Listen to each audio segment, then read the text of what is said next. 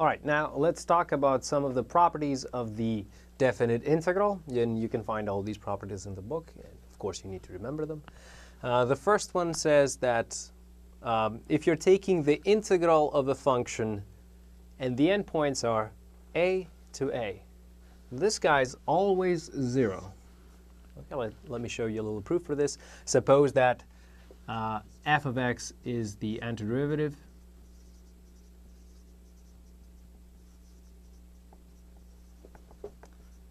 Then by the fundamental theorem of calculus, the integral from a to a f of x dx is, of course, the antiderivative at a minus the antiderivative at a. And that's, of course, 0.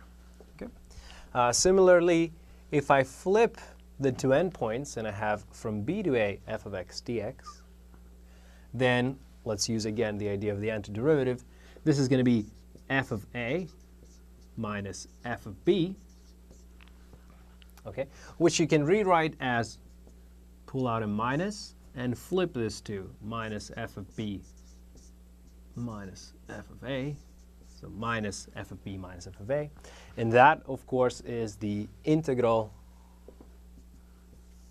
from a to b f of x dx with a minus up front. Okay, so flipping the two endpoints just puts a minus up front. It's a big integral.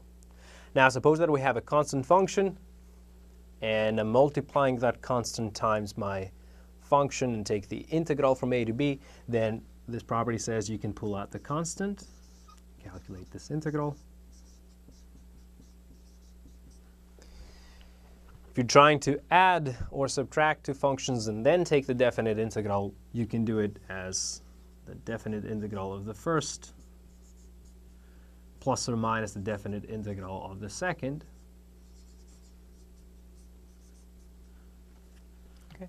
And finally, if you choose any point between a and b, then you can break, in a sense, your interval by stopping at that c .